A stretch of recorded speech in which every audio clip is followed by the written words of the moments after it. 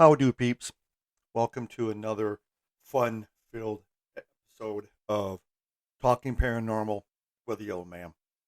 And as usual, I am the Old Man. So today, last week, we talked, or I guess I talked about some of the different hauntings from around the world. So today, I figured let's go a little further and let's talk about, since my favorite second country is the UK, because my family came from, I guess, Western Europe back in the early 1900s, I think it was. Why not talk about the UK? Some of the spirits in the UK. So there are many haunted locations in the UK. It's a old country. I mean, damn, we're talking centuries old. And we thought America was old. Shit. UK, Paris, London, Rome, way older than anything that we have here in the States. So, I guess without further ado, let's talk about some of the haunted tales and figures. I guess we'll start there first.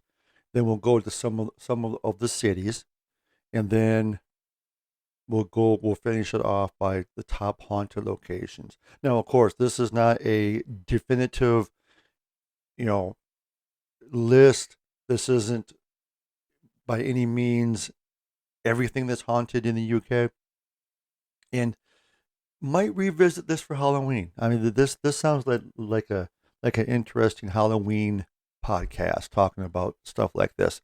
So we'll start by the famous haunted tales and figures. The Phantom Hearse of Whitby, a ghostly carriage reportedly seen driving through the town. That's interesting. The Crier of Clariff Lake District, a spectral voice that haunts the ferry crossing. Now, this is just, famous, air quotes, haunted tales and figures, but it doesn't tell you why there's a spectral voice haunting a ferry crossing or why a ghostly carriage is reportedly seen driving through the town. So, like I said, this could be a possible Halloween, maybe for the whole month of October. Can talk about this more in depth. So you have the Gorbals vampire in Glasgow is a 1950s legend of a supernatural entity with iron teeth. Okay. And now here's an interesting one. Sir Francis Drake of Devon reported to drive a black coach across Dartmoor, pursued by headless horses. That's kind of interesting, okay? So Herne the Hunter, Windsor Forest, a ghostly figure with antlers? What? Often associated with misfortune. I wouldn't want to meet that. And then the White Lady of Barry Pomeroy, a spirit looking for help or seeking revenge, often seen by visitors. Okay, I'm not trying to be smart here, but you can't be doing both. You can't be asking for help and you can't be seeking revenge. So which is it? Are you looking for help or are you seeking revenge? It's one or the other, buddy. One or the other. Now, the most haunted cities is Edinburgh, Scotland. I kind of want to go there one day just because it's old. Is known for its haunted, narrow, lamplit closes, underground vaults, and the Greyfriars Kirkyard. Never heard of that, but you know what? Maybe York. See, this is where I want to go. Is York is renowned for its Roman, Viking, and medieval ghost stories. York has the shambles. It's old. They still have Roman walls. Now, when we were in London, just outside of the Tower of London, they do have remnants of the last Roman wall that is remaining in London. And I took pictures of it. I probably will share it then, I guess, on my or on our Facebook page. So then, of course, London, England is home to the Tower of London. Yeah, duh. And numerous haunted pubs and theaters. So that is some, again, this is not a definitive list. If it's not on the list, it's not haunted. Not saying that by any stretch of imagination. This is just some of the most famous ones. So the top haunted locations in the UK is Borley Rectory in Essex, once dubbed the most haunted house in England. This Victorian rectory, destroyed by fire in 1939, was famous for phantom footsteps, a ghostly nun, and unexplained ringing bells. Now, when I was a wee young kid, I remember reading or seeing this Borley Rectory, and I want to say it wasn't a house when it was first built. I want to say that it was more of a rectory, like it was for nuns. I want to say, I mean, I could be mistaken, but I remember it. If I remember correctly, it burned like twice, and I do recall the haunted or the phantom footsteps. I I faintly remember a ghostly nun, and I do not remember the unexplained ringing bells. But I know there was this one picture that I saw, and if I can find it, I will share it to our Facebook page. Is a supposedly a brick was caught on camera. Either I don't remember if it was being thrown across where the Borley Rectory once stood, the ruins of the Borley Rectory, or if it was caught in midair, floating in the air. That much I do remember. I do remember reading that book, or about, not necessarily the book about just the Borley Rectory, but I remember reading about it. So that does have some kind of precedence, I guess. Hampton Court Palace in Surrey is known for the spirits of Henry VIII's wives, including Catherine Howard, who was heard screaming in the haunted gallery, and Jane Seymour, often seen holding a taper. But isn't now I am assuming they're not talking about Jane Seymour, the actress. I don't know why she would be in Hampton Court Palace in Surrey holding the taper, and I don't even know what the hell a taper is. To be honest with you, I don't know, dude. All right, Barry Pomeroy Castle in Devon, considered one of Britain's most haunted. It is reputedly haunted by the White Lady, believed to be the restless spirit of Margaret Pomeroy. Okay, haven't heard that. This is starting to be like a list here. I need to like keep these in mind, and I'm talking like road trip because this would be kind of cool.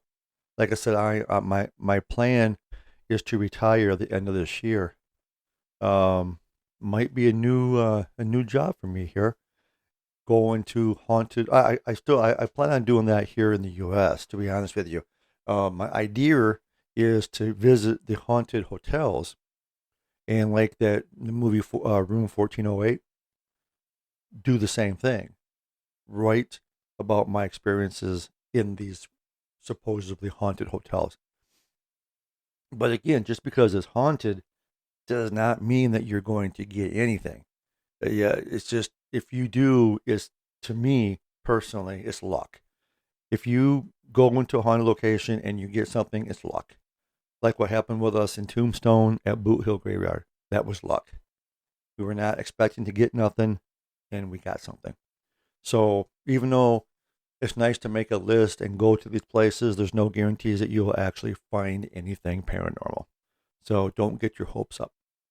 So the other couple ones we have is Pendle Hill in Lancashire. If I could read, Lancashire, a site infamous for the 17th century witch trials. Ooh, the hill is said to be haunted by the spirits of the Pendle witches. So I guess Pendle witches, Pendle Hill makes sense. Okay, Blinking, Blink, Blink, Blinky. Wait a second. Wait. Blickling, Blickling, I guess how you'd say it, Blickling Hall, Norfolk, said to be the birthplace of Anne Boleyn. Oh, that's interesting. Her ghost is rumored to appear here on the anniversary of her execution. Now that is interesting. Now that is interesting. Treasurer's House, York, is famous for a sighting of a Roman legion marching through the cellar. Now, see, I have read okay, in my years of doing paranormal investigations, which is 30 years this year. I have read a lot of accounts about stuff. Okay, and I remember we're talking about Roman legion marching through a cellar. I read a story one time, and there might have been I will concede this. There might have been alcohol involved because this happened in a British pub. So, like I said, it's very possible that alcohol was involved here, okay? I'm not saying it wasn't. I'm not saying it was. It's possible. So, the story goes is these people were enjoying a pint, I would assume, in a British pub, and they saw, from all accounts, they saw like a platoon of Roman soldiers walking through the pub, and I mean, it's like a mass sighting of the paranormal. Supposedly, they seen this platoon or group of Roman soldiers. They came out of a wall, marched through the pub, and then went out the other wall.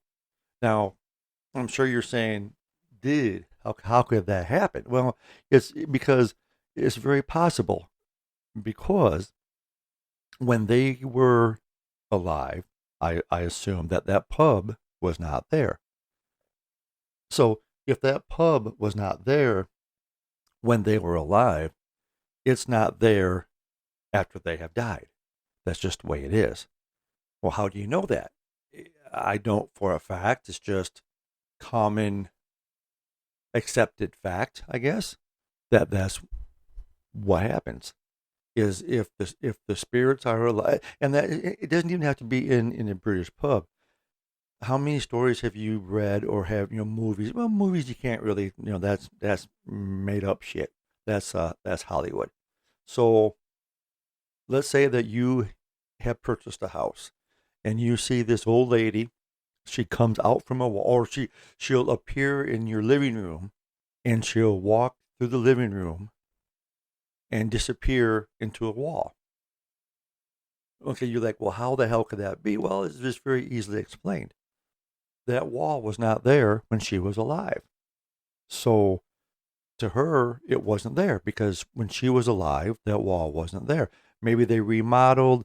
Maybe maybe it's not even your house. Maybe it's a house that was there at one time and burned down, and they rebuilt, but they rebuilt it with a different floor plan. So that would explain why, or the reason why, she walked through a wall because it wasn't there when she was alive. So, I mean, I'm not saying that the Roman soldiers in the British pub, that did not happen. In most likelihood, it did, but that kind of stuff does happen. And since more than one person seen it, I guess, then I would say it's probably more than likely it did happen. So the last one of the top haunted locations in the UP, in the UP, I misspoke, in the UK, of course, how can you not talk about the Tower of London? I mean, that sucker has been around for years and years and years, and I would even say centuries, probably. Um, we took a tour of the Tower of London on my list. I don't have a quote bucket list, but there are places where I do want to see, and the Tower of London was one that I wanted to see. And it was very interesting. It's almost like when we came up over the hill, and you could see the Tower of London there, and knowing that you're going to go to it, it was like, holy shit, man. Finally, I've read about this place. The Smithsonian Channel had a what, 6-part, 7-part um series on the Tower of London, not necessarily the hauntings, but the Tower of London itself. And it's been, and one of the beef eaters was uh was on that show, and I got a picture of me with her, and I'll share that on our Facebook page. And if you're wondering how they got their name, beef eaters, back in, I think it was King Henry V, I believe it was. His guards were allowed to eat as much beef as they wanted, as for an appreciation for them making sure that he was safe. So they got the name beef eaters because back then, from my understanding, beef was not readily available like it is now.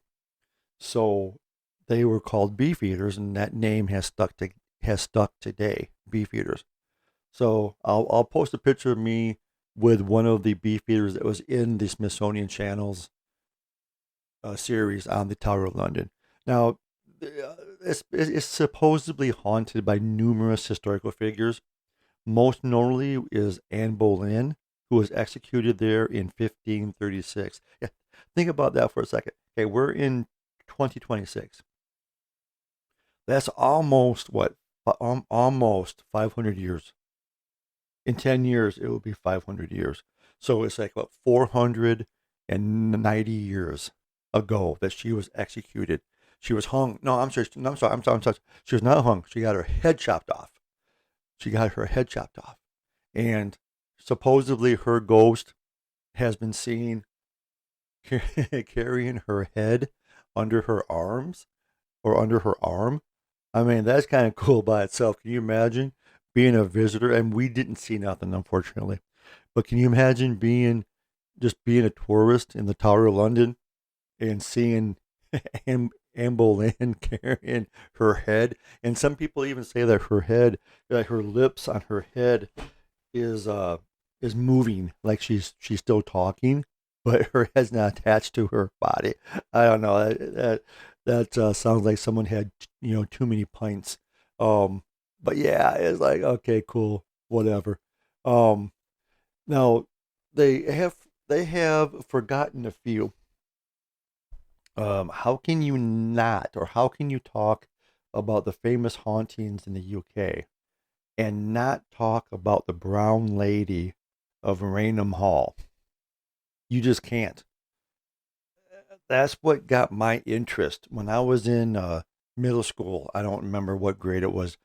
Our middle school at my school district was fifth, sixth, seventh, and eighth grade, I believe. See, 9, 10, 11, 12. Yeah. So we started, they opened up the new school in fifth grade when I was in fifth grade. So fifth through eighth grade was at the new middle school where I grew up. And I remember distinctively seeing this picture. It was taken by Captain Hubert C. Proveland, and it was first published in Country Life magazine in 1936. And what it shows, it even says right here, it says it became one of the most famous hauntings in the UK. Well, no shit. And you couldn't put it on your list? Is the Brown Lady is so named because of the brown brocade dress it is claimed she wears. Now, I'm looking at a picture of it right now, and you have to imagine is back then you don't have the tools that you have now, as far as AI, Photoshop, what Adobe, I guess, whatever else that you can use to Photoshop stuff. They didn't have it back then. You could not, as far as I know, you could not fake pictures. So it's a very interesting picture. And supposedly, according to legend, the apparition is that of Dorothy Walpole, and she lived 1686 through 1726. She was the sister of Robert Walpole, generally regarded as the first Prime Minister of Great Britain. Excuse me. She was the second wife of Charles Townshend, the second Viscount Townshend, who was notorious for his violent temper. So maybe he killed her. The story says that when Townsend discovered, here we go, and just said he might have killed her. The story says that when Townsend discovered that his wife had committed adultery with Lord Wharton, oh shit, he punished her by locking her in the rooms in the family home, Raynham Hall. Okay, see, it comes together. Raynham Hall was where she was, the picture was taken, photographed, and that was the family home. Hmm. So, according to Mary Wortley Montagu, or Montague, Dorothy was in fact entrapped by the Countess of Wharton. She invited Dorothy over to stay for a few days, knowing that her husband would never allow her to leave. No shit. Not even to see her children. She remained at Raynham Hall until her death in 1726 from smallpox.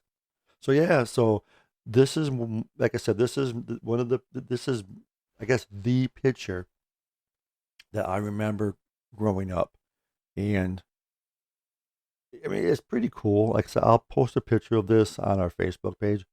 You can kind of see. I mean, this is probably one of the best pictures that I have seen. She was coming down the stairs or a staircase in the picture, and you can see where it possibly could be a woman. It's very possible. And then how can you not talk about the Enfield poltergeist, which if you've seen The Conjuring 2, I believe it is. I believe The Conjuring 2 is about the Enfield poltergeist. So the Enfield poltergeist was a claim of supernatural activity at 284 Green Street. I am having a hard time talking today. Green Street, a council house in Brimsdown, Enfield, England. London, England, between 1977 and 1979.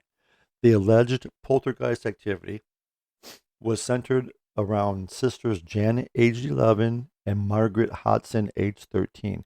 Now, if I remember correctly, it was more Janet than Margaret, if I remember correctly.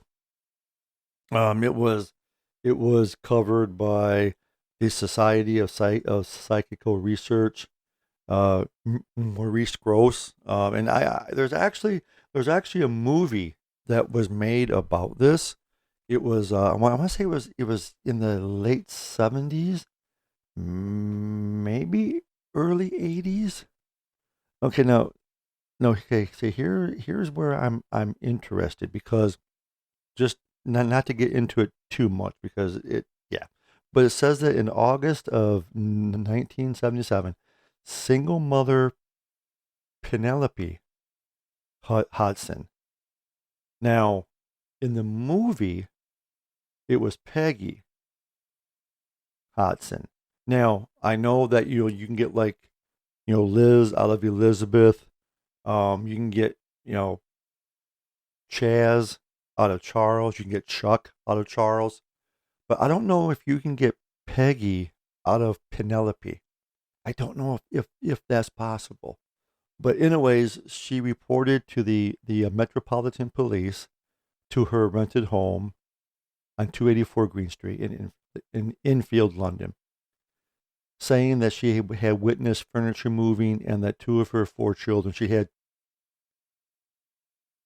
I want to say two daughters and two sons, I want to say, if I remember, that they had witnessed furniture moving and two of her four children had heard knocking sounds on the walls. The children included Janet, 11, and Margaret, 13, which coincides up there, okay?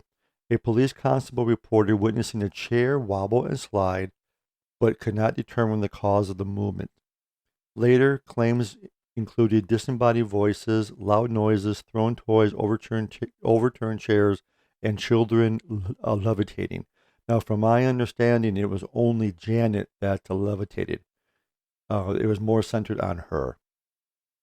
And if you believe, poltergeist, puberty connection, that would be about right age, 11 for Janet, and that's why she was more of a attraction, I guess you would say. So yeah, so like I said, I'm not going to delve into too much of this because this sounds like this could be a very interesting October special for the whole month. Then one other thing too is haunted pubs. Now I know there is a shitload of pubs in London and in the UK. Now we had looked about going to York, which is up in the north part. It's over by it's Manchester is in the center of northern UK. Liverpool, yes, the Beatles. Liverpool is on the eastern side. I'm sorry, western side. York is like an hour or so east of Manchester, UK, England. Now, York was a Roman what? A Roman outpost or a Roman city, because some of the gates are still there that you can walk around, which is cool as shit. One of the reasons why I freaking want to be there. But they have some supposedly haunted place. Now, the most haunted, I guess, self-proclaimed most haunted is the Golden Fleece pub. There's also the Ye Old Star Inn, the House of the Trembling Madness. I haven't heard of that one. The Punch Bowl, the Old White Swan. I've heard of that one. And Snickleway Inn. Now, supposedly, like I said, the Golden Fleece is supposedly one of the most haunted places in York.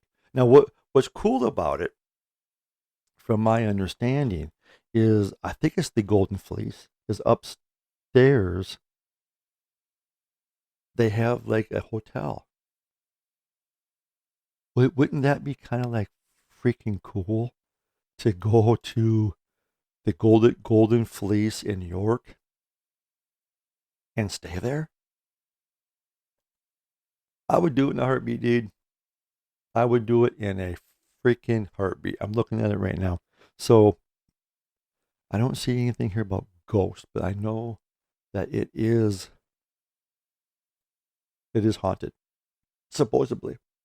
So let's do this. Let's do really fast here. Let's do Golden Fleece UK ghost.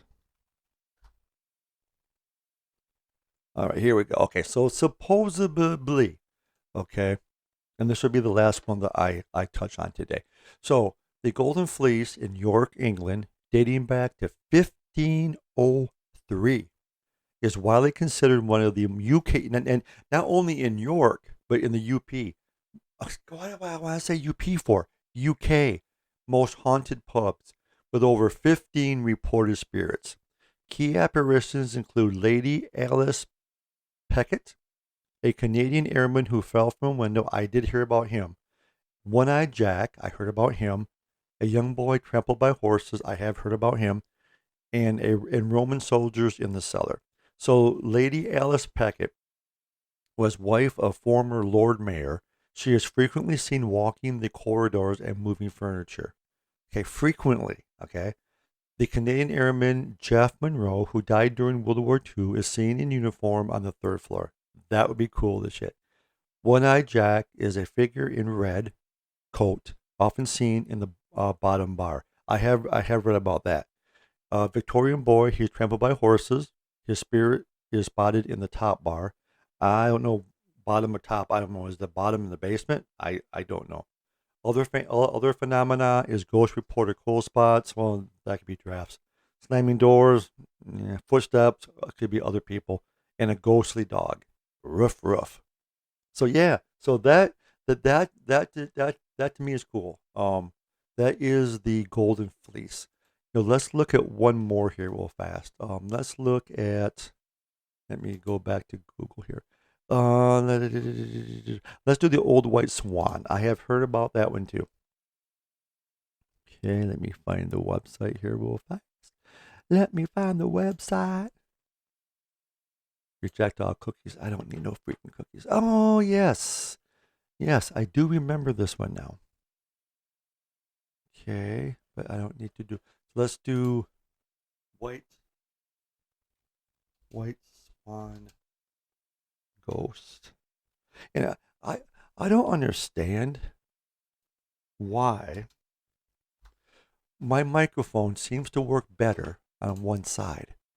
If I go to the other side, it's still good, but if I go like right in the center, to me it's not in my headphones, it's not as good. It's not as good. So I'm kind of going from the side here. So several pubs. Oh, okay, you know what? Then let me do this. There are several pubs. Let me go. Let me go. York. York. You pick. Okay, here we go. Okay. So this is what we have. So the old White Swan on Good Ram, Good Ram Gate, and back in the day, they called the gates, like the gates to go into the city. So that's what it means by gate. In York is a 16th century three building pub complex reportedly haunted by a one legged ghost, shadowy figures gathering around the fireplace. That's kind of interesting. And the sound of phantom footsteps. Meh. It has served as an inn since 1703 and it is known for its atmospheric historical settings. So, reported paranormal activity is you have a one legged ghost, a specter figure often reported near the main bar, fireplace. Apparitions you see figurines described as Baptists or plotters, potentially linked to historical clandestine meetings have been seen gathering by the fire. Poltergeist activity, unseen forces have been known to throw furniture, whatever, and auditory phenomena, which is basically EVP. So they've heard reports including the sounds of footsteps and whispered, muted voices. Now, also, yeah, okay. So supposedly the people seen by the fire is a tradition holds that the pub is haunted by the ghost of Catholics planning an escape to France, who are said to be rearranged the chairs in a circle. Okay, so yeah, so anyways, that's like I said, I plan on maybe doing a special for Halloween and get more in depth on this because I think that'd be cool as hell. So those are the famous hauntings, I guess, in the UK. Now, I did see something here. Let me see if I can find it. Probably not. They had, um, yeah, they had like the types of spirits. So that was kind of interesting. They had like headless specters and things like that, but I don't see where that's at. Yeah, I think that this would be a good Halloween podcast. Delve into this more. So maybe this upcoming week, maybe I'll pick a different spot and find the haunted spots there because it is interesting, especially if you plan on traveling. And maybe I'll pick a city like maybe New Orleans because New Orleans is vampires and all that shit too. So maybe I'll just start doing my podcast, pick different cities. So in case you're in that particular city, you'll be able to, investigate on your own. And that necessarily wouldn't have to be, it could be places like, cemeteries or haunted, public locations, because obviously you can't go into a private house like Amityville. You can't go to the Amityville Horror House. It's privately owned. Stay out. Or when we were in Tombstone, the Johnny Ringo grave, which is on private land, but the dude opens it up. So, whatever. I kind of think he has to myself because it is a historical place. So, anyways, that is the famous haunted places of the UK. Not a definitive by any stretch of the imagination, because there are tons and tons and tons of places that are reputed to be haunted in the UK. It's an old country, so that is just a few, and including the Brown Lady and the Enfield poltergeist. So with that, I will bid you all adieu until next week, probably. Again, you have to be more afraid of the living than you do of the dead, please.